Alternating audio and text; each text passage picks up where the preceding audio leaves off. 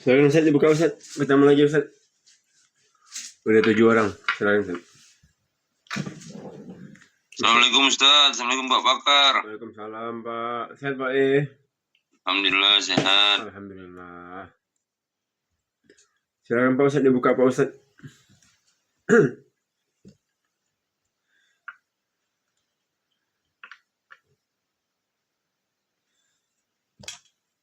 Miring itunya Pak Ustaz.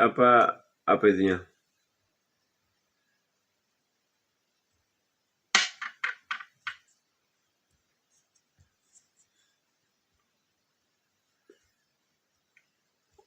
Ya sebentar Pak ya, lagi ngambil file dulu. Iya, itunya apa?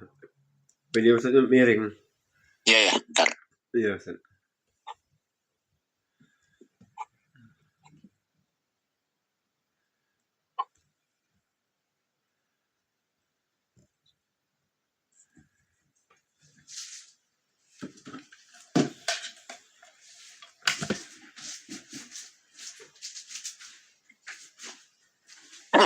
Baik. Bismillahirrahmanirrahim. Assalamualaikum warahmatullahi wabarakatuh. Waalaikumsalam warahmatullahi wabarakatuh. Innal hamdalillah nahmaduhu wa nasta'inuhu wa nastaghfiruhu wa na'udzu billahi min shururi anfusina wa min sayyiati a'malina. May yahdihillahu fala mudilla lahu wa may yudlilhu fala hadiya lahu. Asyhadu an la ilaha illallah wahdahu la syarika lah. Asyhadu anna Muhammadan abduhu wa rasuluhu la nabiyya ba'da. Senantiasa kita bersyukur kepada Allah Subhanahu wa taala dengan banyak mengucapkan alhamdulillah atas segala nikmat yang telah Allah berikan kepada kita. Dengan nikmat Allah inilah kita bisa berhadir di majelis kajian Zoom pada pagi hari ini. InsyaAllah kita niatkan dalam rangka untuk tolabul ilmi dan juga untuk menambah ilmu kita dalam rangka bisa kita terapkan di dalam kehidupan kita. Kita sampaikan sholawat dan salam kepada uswah dan qudwah kita, teladan kita, panutan kita dalam hidup ini, baik dalam hal ibadah maupun juga dalam semua aspek kehidupan kita, termasuk di dalamnya menyangkut tentang muamalah. Pagi hari ini kita akan melanjutkan pembahasan masih tentang jual beli ya.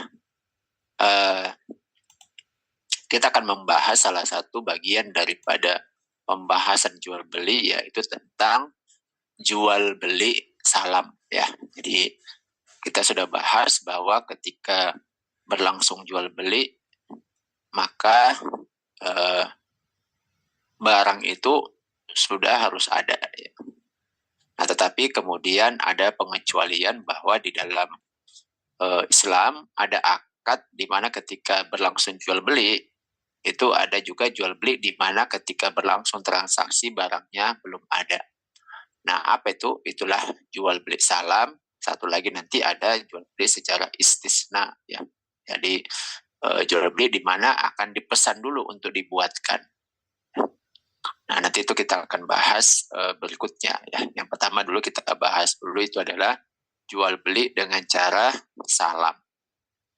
Nah, apa itu jual beli salam? Ya.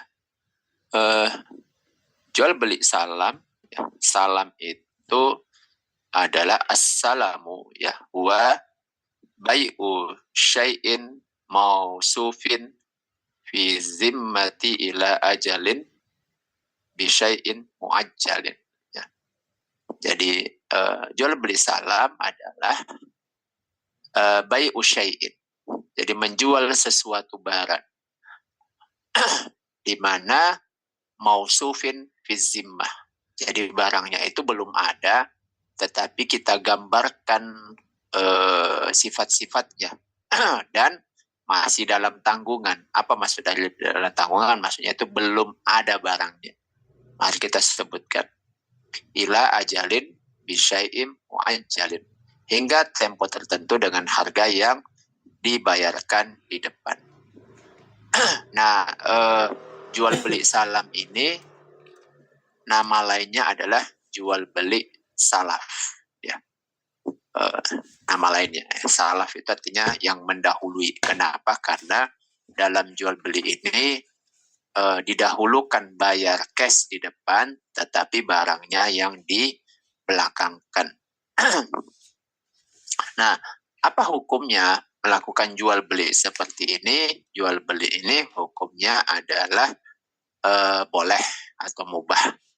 Dan ini merupakan pengecualian, ya, istisna, ya, dari menjual sesuatu yang tidak kita miliki. Berdasarkan hadis yang sudah kita bahas sebelumnya, ada hadis daripada Nabi yang melarang menjual barang yang belum kita miliki. La tabi' ma laisa indaka. Janganlah engkau menjual barang yang belum ada di sisimu atau barang yang belum engkau miliki. Nah ini barang itu belum kita miliki tapi sudah kita jual. Nah itu kemudian pengecualian, ya, pengecualian tentang bolehnya menjual barang daripada barang yang belum kita miliki.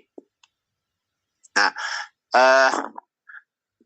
apa dalil bolehnya menjual secara salam? Itu ada berdasarkan Al-Quran maupun dalam hadis, ya. Jadi kalau di dalam hadis itu sebenarnya ada beberapa hadis. Kalau kita baca di dalam pembahasan bagian tentang jual beli salam di kitab Al-Mu'tamad fil Fiqh Syafi'i, di situ dijelaskan ada banyak sekali hadis-hadis tentang kebolehan jual beli salam. Jadi jual beli salam itu man aslama fal yuslim fi kailin ma'lumin wa waznin ma'lumin ila ajalin ma'lumin. Jadi man aslama, siapa yang melakukan jual beli salam. Apa itu jual beli salam? Seperti tadi kita sudah bahas, jual beli salam itu adalah jual beli di mana disepakati jual belinya, kemudian digambarkan apa barang yang mau diperjualbelikan, kemudian yang mau membeli itu membayar cash dulu di awal. Lalu kemudian si penjual dia mencari barangnya, lalu kemudian diserahkan pada waktu yang disepakati. Nah, apa contohnya? Contohnya itu misalnya yang paling sering yang kurma, misalnya kurma. Jadi sekarang ini anggap aja sudah tiga bulan lagi, ya, kurang, ya. 3 bulan lagi mau Ramadan. Nah, biasanya kalau sudah Ramadan kebutuhan orang akan buah kurma itu kan tinggi, ya. Kenapa? Karena ya adanya hadis-hadis tentang anjuran berbuka dengan kurma. Sehingga Muslim itu banyak mencari kurma untuk buka puasa.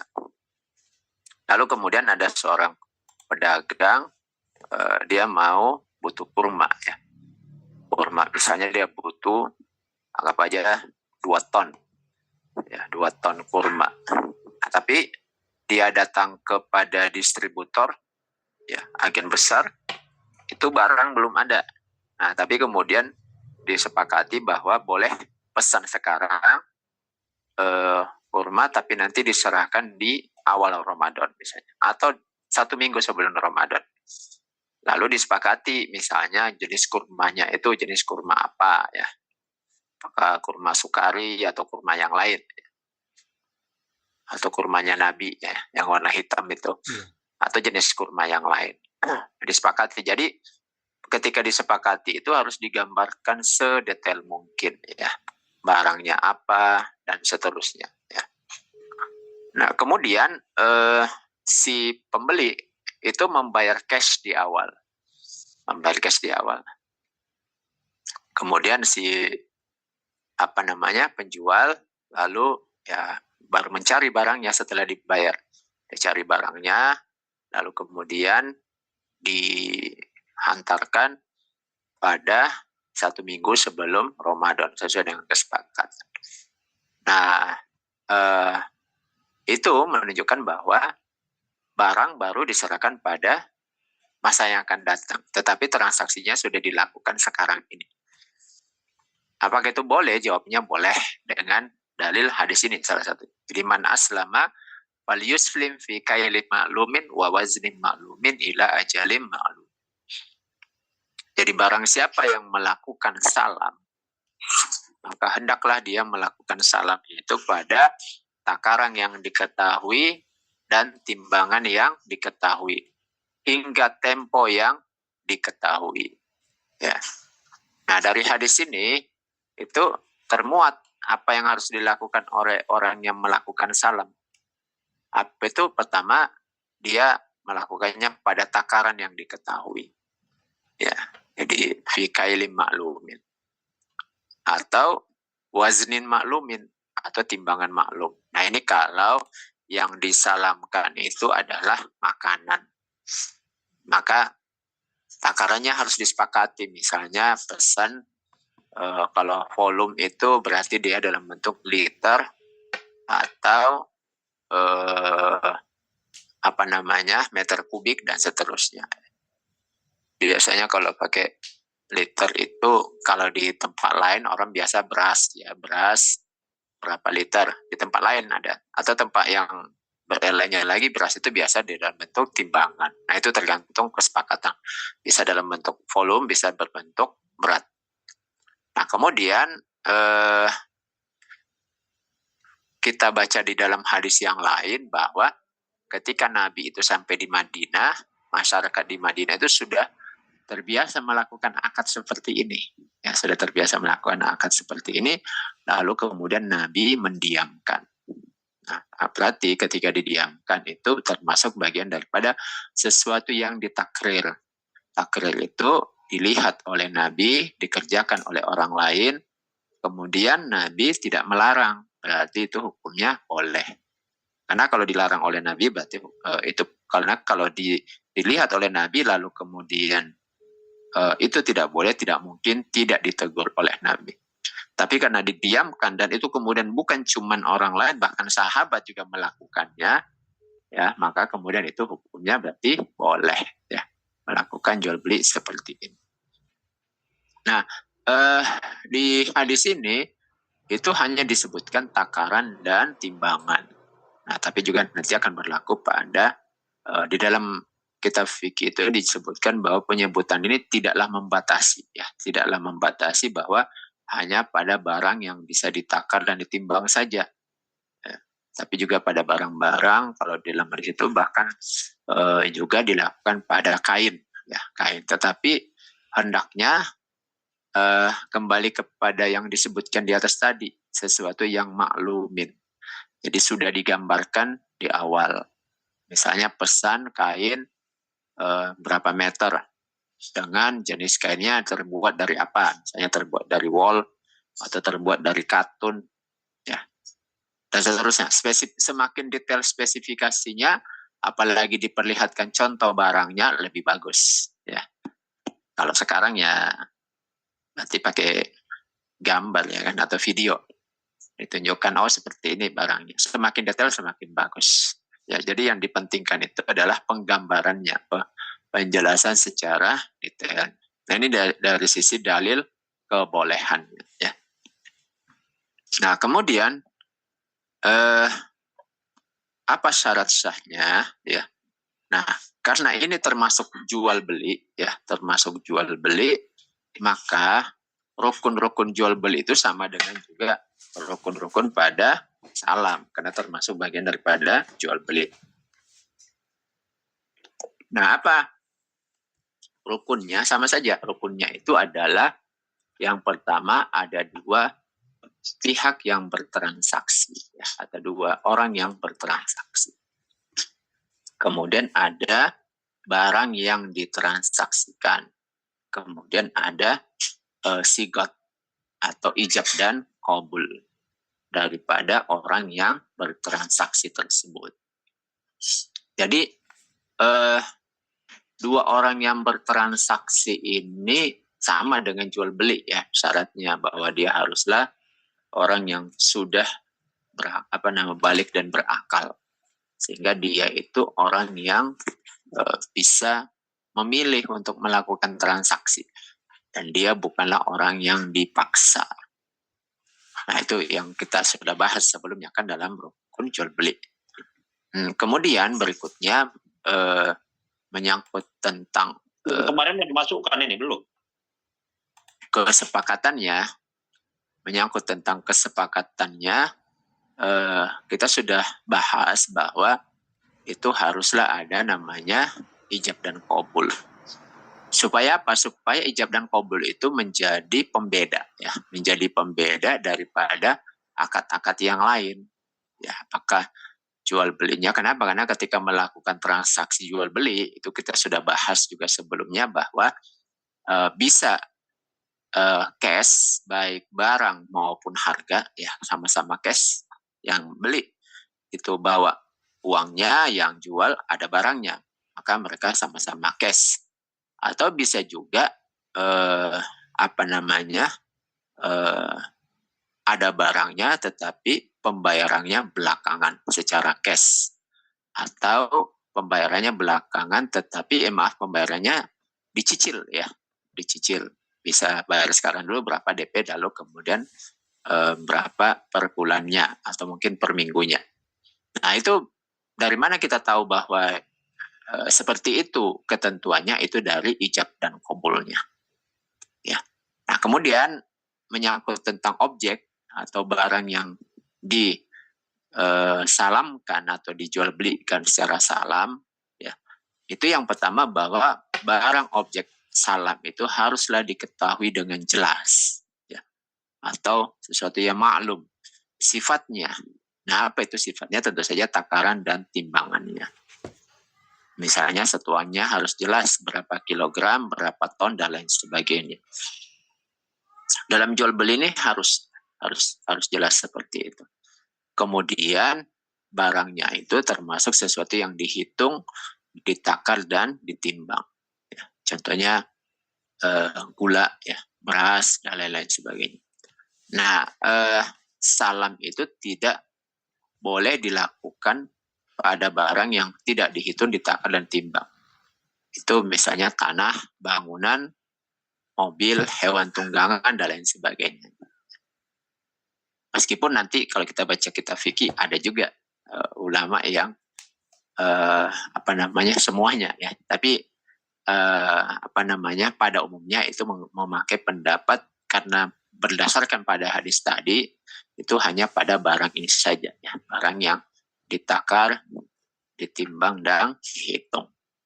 Pada umumnya barang makanan dan juga pakaian, ya, pakaian yang itu bisa digambarkan secara jelas. Nah, kemudian barangnya dijual secara bertempo ila ajalin, ya. Jadi penyerahannya itu adalah nanti, tidak pada akad, ya. Nah, seperti itu, ya. Nah, ini pada objeknya. Nah, kemudian berikutnya adalah harga, ya. Ra'sul mal. Nah, harga itu syaratnya ada 3. Yang pertama, harganya harus jelas diketahui, sesuatu yang maklum. Jadi tidak boleh ada kesamaran harga di awal. Kalau terjadi perubahan harga, maka itu menjadi resiko daripada penjual, ya, penjual. Nah, tidak boleh kemudian dia meminta tambahan harga, kalau nanti terjadi tambahan itu menjadi riba. Misalnya, ya, seperti tadi disebutkan kan, misalnya ada orang yang butuh kurma, kebutuhannya itu 3 bulan lagi, ya, 3 bulan lagi. Lalu pedagang menetapkan, oke, sepakat beli kurma misalnya disepakati pesanannya 2 ton misalnya. Lalu disepakati harga 1 tonnya berapa, gitu ya. Anggap aja misalnya kalau 20.000 1 kilo, berarti 1 ton 20 juta. Misalnya gitu ya. Ini contoh saja. Disepakati harga 1 tonnya 20 juta. Si pedagang ini sudah menghitung bahwa tahun-tahun yang lalu harga segitu itu sudah masuk, ya. Setelah dia menghitung semuanya lah, ya. Biaya istilahnya itu biaya produksi, ya. Biaya semuanya ya. Baik itu transportnya, mungkin nanti di jalan ada biaya-biaya dan lain-lain, biaya-biaya tak terduga dan seterusnya. Nah, kemudian ternyata di tengah jalan terjadi sesuatu ya, sehingga ya macam lah ya, misalnya ternyata di suatu tempat barang tertahan di pelabuhan ya, atau ternyata terjadi kerusakan kendaraan yang dipakai ya, sehingga kemudian biaya pengeluaran dia menjadi meningkat. Nah, kalau terjadi seperti itu maka si penjual tidak boleh menaikkan harga ya Pak. Kenapa? Karena itu sudah menjadi resiko sebagaimana di tengah jalan nanti tiba-tiba harga malah anjlok ya kan. Sehingga kalau harga pembelian itu turun, maka si pedagang yang untung kan. Karena dia sudah dibayar cash di awal ya. Jadi sudah dibayar cash di awal, sewaktu dia sementara ketika dia nyari barangnya, wih, harga turun nih. Wah, terakhir dia mendapatkan margin yang jauh lebih besar. Nah, jadi seperti itu ya. Maka harganya harus jelas. Oleh karena itu maka si penjual memang sudah harus menghitung di awal, menghitung semua kemungkinan resiko yang akan terjadi menurut perhitungan biasa dia ya. Jadi harus di awal ya, dan tidak boleh dia meminta tambahan ketika sudah dilangsungkan akad ya. Kalau dia meminta tambahan itu nanti masuk ke dalam riba. Nah, itu yang pertama. Harga harus jelas diketahui. Kemudian yang keduanya, harganya harus diserahkan di depan. Di depan itu di majelis akad. Apa yang di majelis akad? Ketika dia sepakat dengan jual belinya. Itu disebut dengan di majelis akad. Nah, bagaimana kalau sudah sepakat lalu kemudian baru belakangan? Maka itu batal ya. Jadi akadnya itu dimulai ketika harga diserahkan. Nah, kalau tidak diserahkan dia boleh mengutus wakil untuk menyerahkannya ya. Misalnya dia ada di mana kemudian tidak bisa diserahkan uangnya. Atau boleh juga berakad melalui telepon lalu kemudian uangnya ditransfer. Tapi akadnya itu mulai berlangsung ketika harga sudah diserahkan. Kenapa? Karena harga diserahkan di awal ini termasuk syarat. Kalau harga tidak diserahkan di depan, maka itu tidak termasuk jual beli salam atau jual beli salaf, nama lainnya ya. Tidak termasuk jual beli salam. Kenapa? Karena penyerahan harga itu harus di depan sehingga baru disebut salam. Kalau belakangan pas barang datang itu berarti jual beli biasa. Kata si yang mau beli, ya udahlah nanti pas Ramadan aja deh, pas kurmanya ada baru kita jual beli. Nah, itu berarti boleh juga jual beli seperti itu, tapi tidak disebut sebagai jual beli salam, tapi jual beli biasa saja.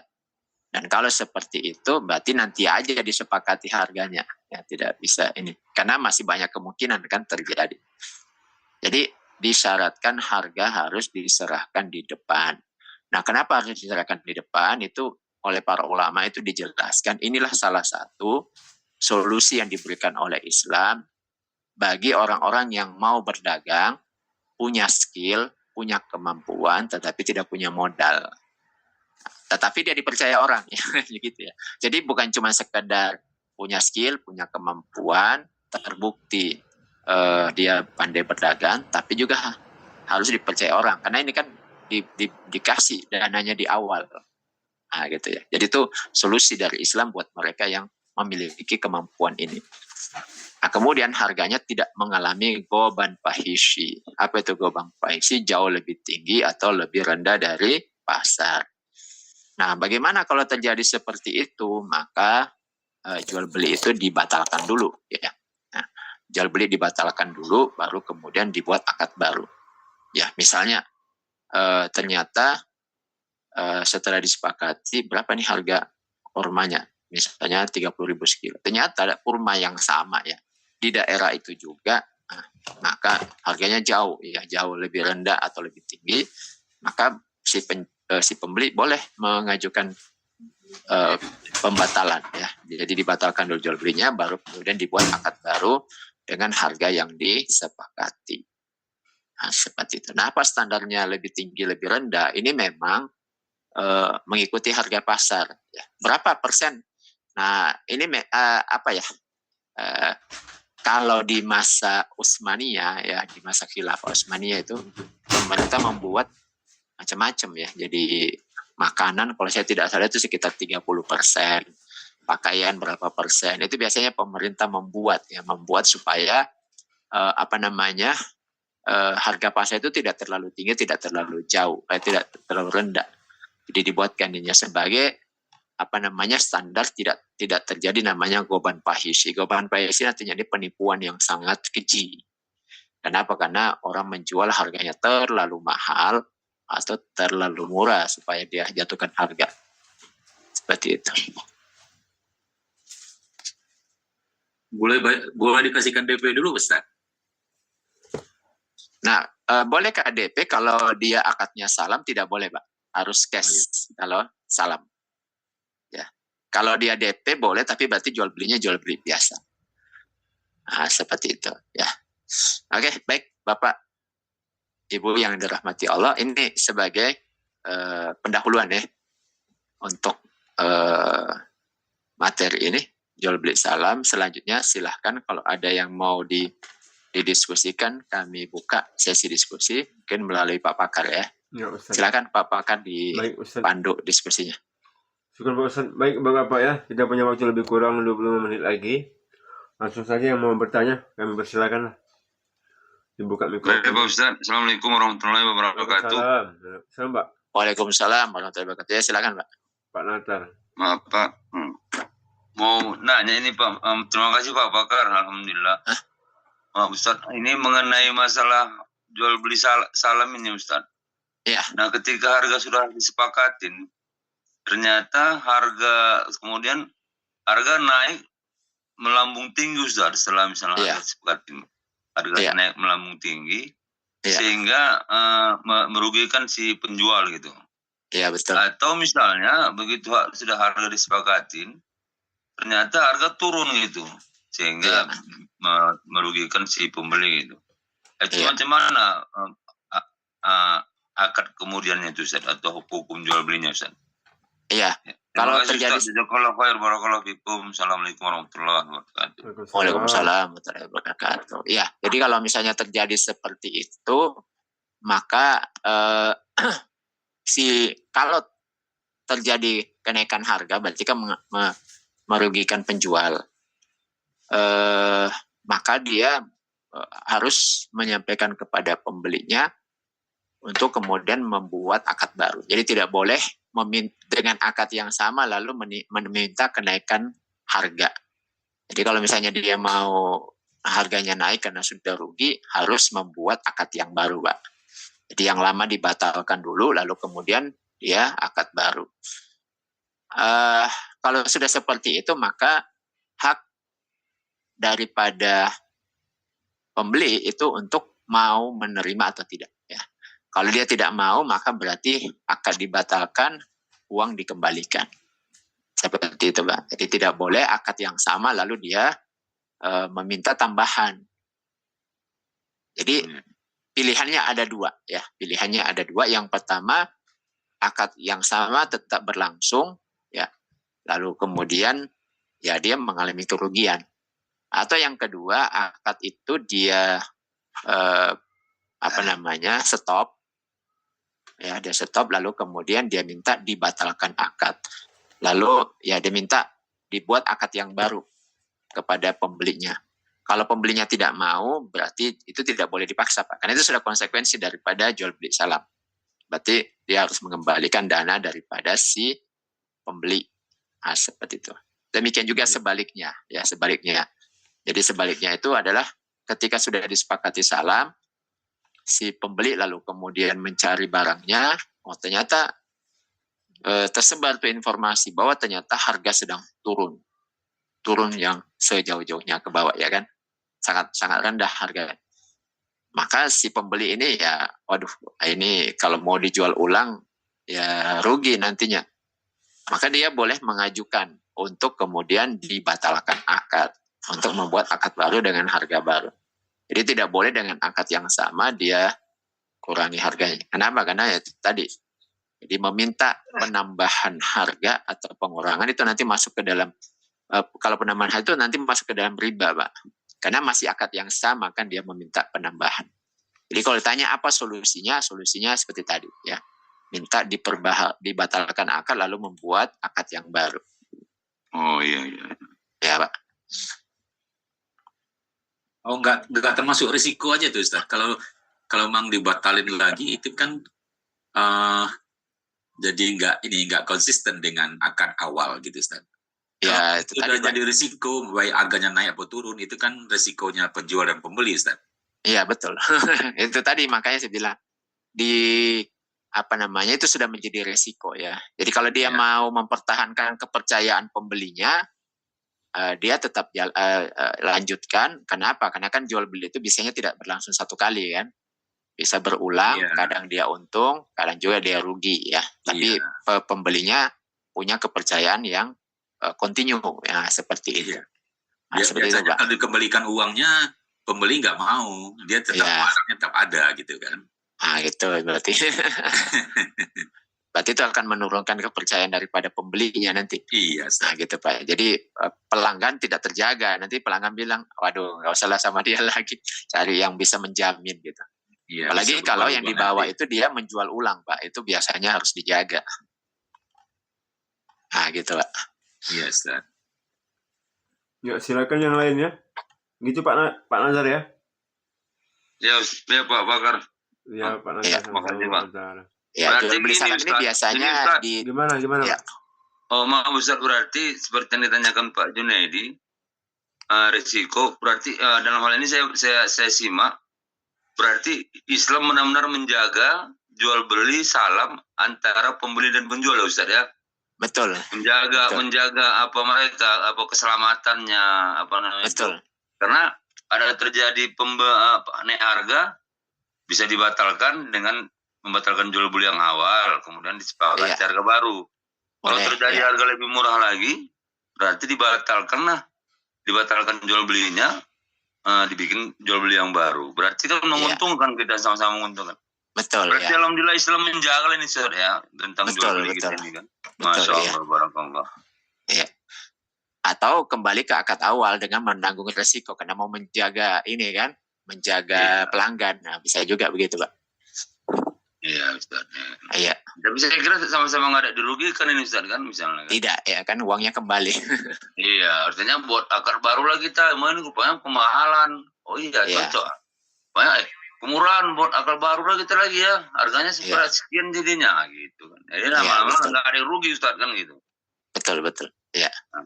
Ya Ustaz, makasih Ustaz. Sama-sama Pak. Ya, sama-sama Pak. Baik, berikutnya silakan. Ada tadi Pak Renaldi atau Pak Junaidi yang mau bertanya, silakan Pak. Nggak apa Pak. Assalamualaikum Ustaz. Waalaikumsalam warahmatullahi wabarakatuh. Ya silakan Pak. Kita kan biasa beli di marketplace Ustaz ya. Iya. Itu kan rata-rata akad salam kita bayar di depan. Iya. Nah, bagaimana dengan jasa ongkir? Apakah itu termasuk bagian dari akad salamnya atau yang terpisah Ustaz? Kalau ongkir itu termasuk harga Pak sebenarnya, harga yang dibayarkan dia. Jadi istilahnya itu kalau kita membeli suatu barang itu ongkos kirim itu sebenarnya termasuk bagian daripada harga barang itu kan sebenarnya. Apakah nanti free ongkir atau ada ongkos kirim? Ya, kalau kita mau jual ulang itu kan biaya yang masuk ke dalam ongkos kirim itu kan kita masukkan juga ke dalam harga barang. Nah, seperti itu. Karena ini gimana Pak? Karena pernah juga saya dengar itu dua akad yang berbeda Ustaz. Apa itu benar atau gimana Ustaz? Jadi kalau ongkos kirim itu kan biasanya ongkos kirim itu masuk ke kurir ya, ke kurirnya gitu ya. Sementara harga itu masuk ke dalam penjualnya. Kalau dibilang dua akad yang berbeda, memang akadnya berbeda ya. Satu kita jual beli, satu kita meminta ada ongkos kirimnya. Meskipun ketika kita transfer itu kan kelihatan tuh Pak, kelihatan tuh harga barang berapa, ongkos kirimnya berapa. Gitu. Hukumnya boleh Pak intinya. Dan si penjual itu boleh juga dia kan memasukkan ongkos kirimnya itu ke dalam tanggungan dia, boleh juga dia memisahkan ya. Ketika dia pisahkan nanti kan dia buat pilihan tuh mau pakai kurir mana nih pengirimannya ya kan, atau pakai apa tuh banyak ya macam-macam lah, Tiki, JNE atau apa gitu. Nah gitu Pak, intinya ya hukumnya boleh ya memasukkan ongkos kirim atau kemudian memisahkannya gitu. Itu Ustaz. Ya, afwan Pak. Ya baik, berikutnya silakan. Masih punya waktu kita. Akad salam ya. Assalamualaikum Ustaz. Waalaikumsalam. Waalaikumsalam. Jarod. Ya silakan Pak Jarod. Tadi kan kalau kita memakai ongkos kirim, oke, include harganya Pak ya. Jadi kalau Ya. kita COD kan itu berbeda lagi Pak harganya. Nah kalau Ya. itu bagaimana pula Pak? Ya kalau sebenarnya membayarnya aja di belakangan Pak ya. Jadi apa namanya kalau COD itu biasa kan untuk memastikan bahwa barang itu memang sampai ya. Kenapa? Karena banyak orang yang melakukan penipuan nih di marketplace itu. Jadi dia jual apa barangnya, tetapi kemudian ternyata ketika dikirim itu Berbeda barangnya barang. yang lain. Itu kemudian banyak tuh kasus seperti itu. Ya. Jadi beli TV begitu datang kotaknya isinya apa pulpen gitu ya, atau barang-barang malah kadang buku isinya. Nah untuk menghindari itulah kemudian konsumen itu banyak yang kemudian posting media sosial kan waktu dulu itu banyak itu yang posting media sosial, dia pesan barangnya, anggap aja misalnya dia pesan TV ternyata begitu dikirim buka kotaknya ya isinya buku gitu atau pulpen atau apa. Nah untuk menumbuhkan trust daripada pembeli maka dibuatlah cash on delivery ya, artinya ketika terima barang baru kemudian dibayarkan. Nah, bolehkah seperti ini? Jawabnya boleh. Jawabnya boleh dengan catatan bahwa si pengirim barang kurir dia nanti akan mewakili penjualnya. Dalam arti ya pembeli boleh membuka dulu barangnya ya. Setelah dia lihat barangnya sesuai dengan spesifikasi baru kemudian dibayar. Sekarang itu saya lihat sudah mulai seperti itu ya. COD itu ya. Jadi saya tanya ke kurirnya ini boleh nggak dibuka? Jadi bukan sekedar ada ya. Kalau dulu awal-awal saya lihat itu yang penting ada barangnya, kotaknya. Kalau sudah dibuka gimana? Wah, kalau sudah dibuka tidak boleh lagi klaim apa kalau beda isinya. Nah itu berarti bukan mewakili pembeli ya seperti itu. Tapi sekarang saya lihat, saya tanya kurirnya, ini kalau saya buka dulu apa boleh Pak? Jadi di depan saya, yang penting di depan saya bukanya, nanti dibuka barangnya persis sama yang dipesan, ya kalau sudah pesan boleh dibayarkan. Tapi kalau misalnya apa boleh dibatalkan. Jadi ketika kita buka, nah kemudian ternyata tidak sama ya barangnya, boleh kita batalkan. Itu ya? Ya Pak. Jadi kalau kan itu tadi oke lah Pak mengenai keabsahan barang itu, tapi kan di situ harganya berbeda Pak. Kalau kontan sekian, kalau COD sekian itu Pak biasanya. Kan ada penambahan di sana. Iya, makanya kita pilih Pak salah satu akad. Jadi kalau misalnya di awal kita sudah memilih salah satu akad, maka akad itulah yang berlaku. Nah, gitu Pak. Jadi salah itu Pak ya? Salah, kita memilih salah satu akadnya. Dan kita kan boleh memilih tuh mau akad cash di awal atau tunai ataupun gitu, DBR itu Pak. Iya. Nah gitu Pak. Ya begitu Pak Jarod. Ya Afwan Pak. Berarti kita harus memilih salah satu ya, jangan kita pilih dua-duanya. Kalau dua-dua kita nggak sah. Berarti harus Iya, pilih nggak satu. boleh. Jadi akad itu memang salah satu aja gitu. Jadi Nggak tidak boleh dua.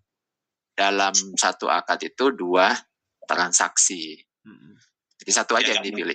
Nggak mungkin juga dua-dua kali bayar Ustadz ya kan? Nggak mungkin juga 2 kali, betul. Oke. Udah bayar tunai, nanti sampai rumah bayar lagi Ustadz ya. Betul. Oke, siap. Ya, silakan berikutnya. Lanjut. Ustadz, berarti kalau seandainya ini Ustadz pembayarannya tadi itu kita kan punya ini ya, punya saldo di marketplace itu. Kalau di harga apa namanya, harga COD dengan harga ini berbeda Ustadz. Tadi kan kita pilih akadnya, tapi kita kena uang kita ada di sana Ustadz. Iya. Apakah sama dengan kita bayar cash di tempat? Jadi gini Pak, yang pertama ketika kita ada mendepositkan uang di suatu lembaga pembiayaan, kita sebut aja merek ya Pak, kita sebut aja merek misalnya OVO ya kan, ShopeePay dan lain sebagainya ya. Nah, boleh nggak kita menggunakan deposit yang ada di situ, kemudian ada di penawaran harga kan, penawaran barang, dia tulis di situ kalau pembayaran cash atau transfer harganya 100.000 ya. Tapi kalau pakai OVO, pakai ShopeePay, diskon 10% ya kan, misalnya gitu, cuman 90.000. Nah, boleh nggak kita menggunakan ShopeePay atau OVO untuk mendapatkan diskon tersebut? Nah, untuk menjelaskan boleh atau tidaknya, pertama kita dudukkan dulu apa kedudukan dana yang kita letakkan di situ ya. Kita letakkan di situ. Nah, kalau kita meletakkan dana di lembaga pembiayaan seperti OVO, ShopeePay dan lain sebagainya, itu adalah utang ya kan, utang. Jadi itu adalah uang kita yang di sana yang dia itu adalah termasuk utang ya. Jadi itu harus dikembalikan ya kan kepada kita. Nah, kalau ada utang itu kan ada hukum yang berlaku, tidak boleh mengambil manfaat daripada hutang. Sama dengan kita taruh uang di bank, itu hukumnya adalah hutang ya. Nah, sehingga kita tidak boleh mengambil manfaat daripada hutang tersebut ya. Kullu qardin jaro manfa'a fahuwa riba. Jadi setiap manfaat yang ada pada qard itu termasuk riba. Nah, seperti itu. Maksudnya bukan hutang tapi piutang. Gimana Pak? Maksudnya piutang ya, bukan hutang kan bagi kita. Iya, betul. Ya, betul. Si lembaga pembiayaan itu yang berhutang kepada kita. Ya, karena kita taruh uang di situ kan, seperti itu. Maka yang paling aman itu ya kita bayar ininya aja, pakai bayar cash by transfer atau setelah kita terima barangnya. Nah, seperti jadi tidak memanfaatkan diskon daripada lembaga pembiayaan tersebut. Nah, seperti itu. Nah, gitu Pak ininya. Amannya seperti itu. Syukur Ustaz. Ya, afan Pak. Bisa dipahami ya Bapak Ibu ya maksudnya? Bisa. Bisa ya. Oke. Jadi uang kita di bank itu bukan tabungan Ustaz. Jadi hutang bank ke kita jadi Ustaz. Iya, betul. Yang harus dikembalikan Pak ke Bapak gitu. Dia masuk ke dalam qard ya Pak. Dia termasuk bagian daripada hutang bank kepada kita. Maka hadiah-hadiah yang ada pada bank itu tidak boleh kita ambil, Pak, karena dia masuk ke dalam hadis kullu qardin jarra manfa'a fahuwa riba. Jadi setiap qard yang di dalamnya ada manfaat, maka dia termasuk riba. Nah, gitu dia. Ya, Ustaz. Ya, oke, baik. Jadi kalau kita menggunakan lembaga-lembaga pembiayaan itu untuk kemudian melakukan transaksi, maka hukumnya boleh ya, selama memang biayanya itu segitu ya. Jadi kan ada penawaran tuh sering kan. Jadi kalau dibayar pakai pembayaran biasa, harganya normal ya kan. Tapi kalau menggunakan kartu dari bank tertentu ya kan, saya pakai kartu kredit bank X misalnya, ada diskon 10% ya kan. Tapi kalau pakai lembaga pembiayaan ini, Dana, OVO dan lain sebagainya, diskonnya 15%. Yang lain-lain bank itu juga sudah memanfaatkan uang kita yang di bank itu. Contohnya kan ada transaksi auto debit, Ustaz. Jadi setiap ada auto debit itu, setiap ada kewajiban kita itu kan bank otomatis akan memotong debit ya. Iya, debit kan motong, betul. Utang dia ke kita kan jadinya gitu, Ustaz ya. Ya, betul. Iya, betul. Iya. Ya kalau memang sesuai dengan utang kita ya nggak apa-apa, Pak. Di debit. Iya, Ustaz. Oke, baik. Saya kembalikan ke Pak Pakar. Ya. Ustaz, ini sedikit lagi Ustaz mau nanya, insyaallah. Boleh. Makasih Ustaz, Pak Pakar. Iya. Maaf ya. Ini Ustaz, mengenai jual beli emas Ustaz misalnya kan. Jual beli emas. Apakah boleh kita jual beli emas secara COD atau dengan cicil Ustaz gitu. Misalnya kita beli emas secara kredit atau kita jual beli kita beli emas dengan COD gitu Ustaz. Iya. Oke, baik. Jadi baik. Kita sudah bahas sebelumnya dalil menyangkut tentang barang ribawi ya. Jadi barang ribawi itu ada 6 ya. Jadi emas, perak, kemudian gandum, jawawut, lalu kemudian garam dan kurma ya. Nah, sudah dibahas bahwa az-zahabu biz-zahabi wal fiddatu bil fiddati.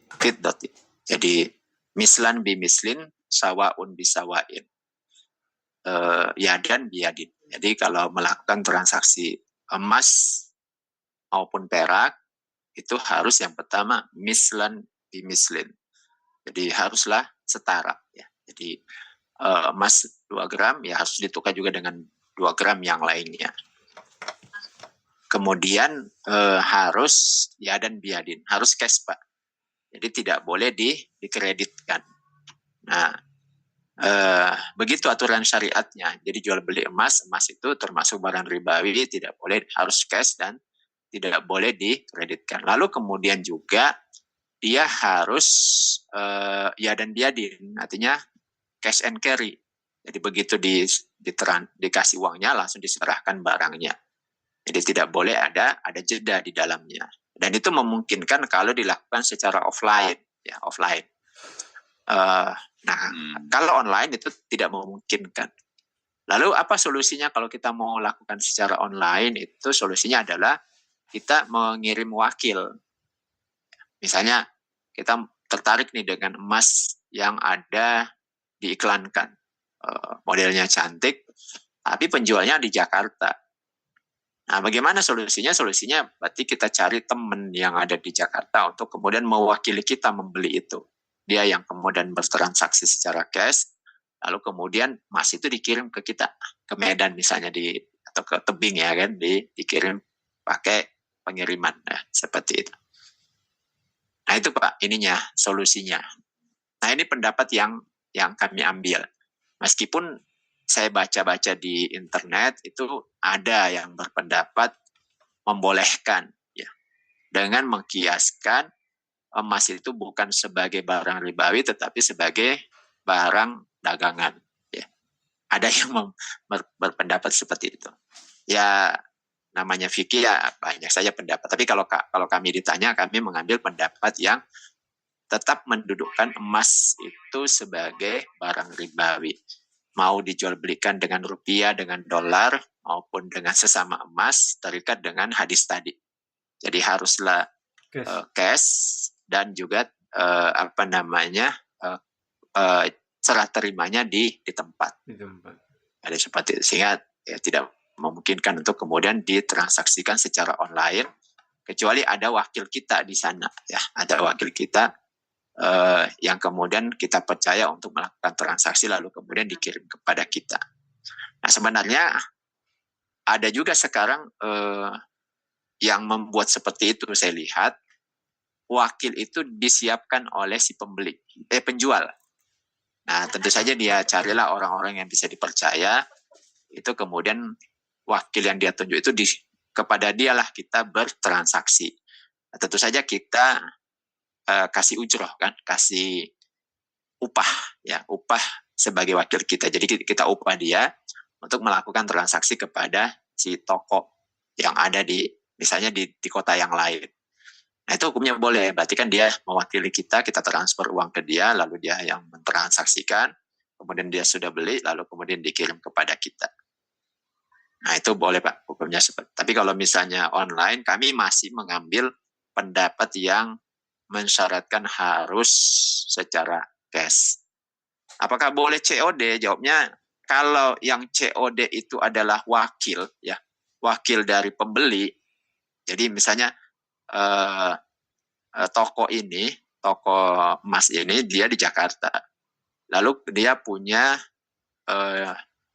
kerjasama dengan sebuah kurir, ya, kurir tertentu. Lalu kurir ini dia berakad, dia menjadi wakil daripada si toko.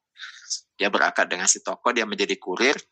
Nah, ketika kita pesan misalnya online di marketplace atau di situsnya toko emas tersebut, lalu kemudian kita memesan, berakad, maka di situ akadnya belum berakad Pak, tapi kita memesan dulu. Akadnya kesepakatannya adalah pesanan dulu. Jadi setelah kita pesan, lalu kemudian dia serahkan kepada kurir. Nah, kurir itu antar ke rumah kita. Akad itu berlangsung setelah kurir datang, dia tunjukkan emasnya, lalu kita serahkan uangnya kepada kurir. Nah, ini hukumnya boleh.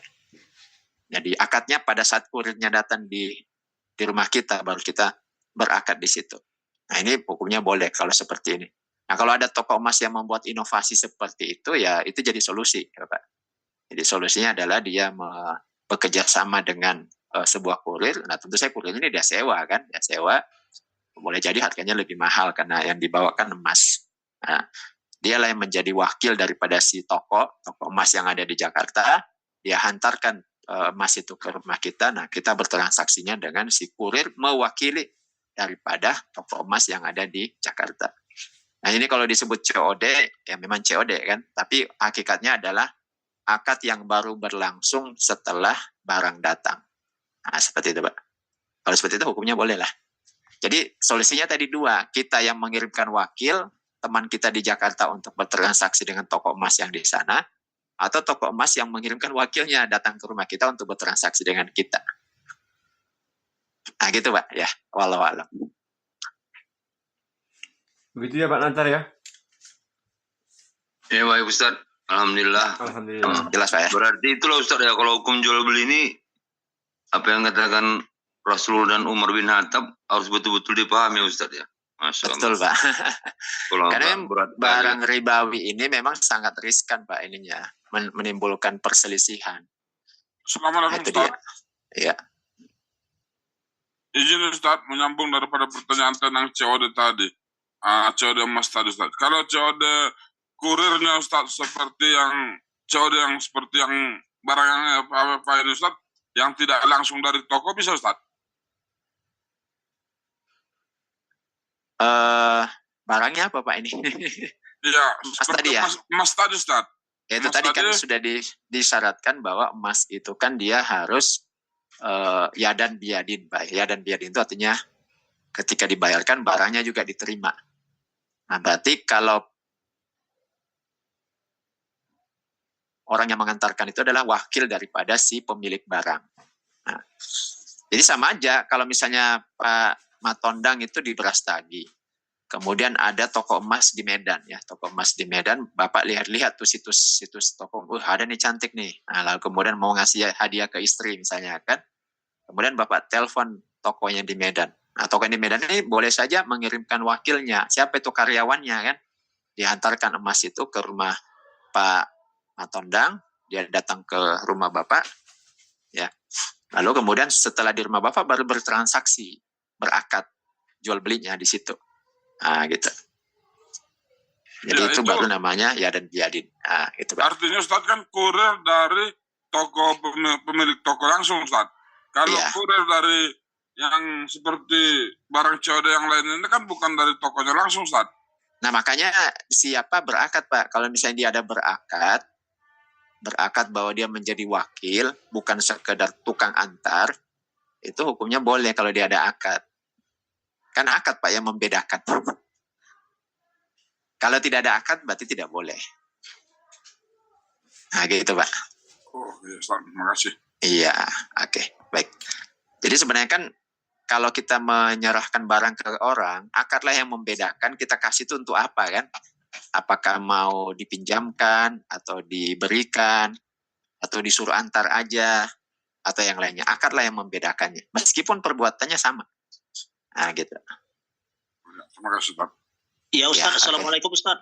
Sedikit lagi Ustaz. Mohon maaf Pak ya, mungkin untuk ini kita cukupkan dulu ya, sudah 6.35. Sedikit lagi boleh, untuk Ustaz? Sedikit aja Ustaz. Iya, saya ditunggu nih anak-anak Pak mau diantar sekolah dulu. Oke. Maaf Pak ya. Oke, terima kasih Ustaz. Ya, sama-sama Pak ya. Jadi mohon maaf, saya ini pagi-pagi memang 6.30 nih harus stop karena harus mengantarkan anak-anak ke sekolah ya, supaya tidak terlambat ya. Kalau ada pertanyaan boleh nanti kita, kalau mau diskusi seperti ini berarti kita tunggu sampai Jumat depan Pak ya. Jadi saya usahakan memang presentasinya sampai jam 6 aja maksimal, kita mulai 5:30, saya presentasi paling lama jam 6, setelah itu kita ada waktu setengah jam untuk diskusi ya. Baik Pak Ustaz, siap. Kalau banyak mungkin kita, ya saya kurangi lagi jadi 6 kurang 10 mungkin sudah selesai presentasinya supaya ada waktu 40 menit ya, 40 menit untuk kita diskusi. Siap. Oke, baik, kita cukupkan dengan bacaan hamdalah, alhamdulillahirabbil alamin. Doa kifaratul majelis, subhanakallahumma bihamdika asyhadu an la ilaha illa anta astaghfiruka wa atubu ilaih. Assalamualaikum warahmatullahi wabarakatuh. Waalaikumsalam warahmatullahi wabarakatuh. Oke, baik, saya izin keluar dulu ya. Ya Ustaz. Bapak Ibu ya. Ya. Ya Pak Jarod kalau mau bertanya biar saya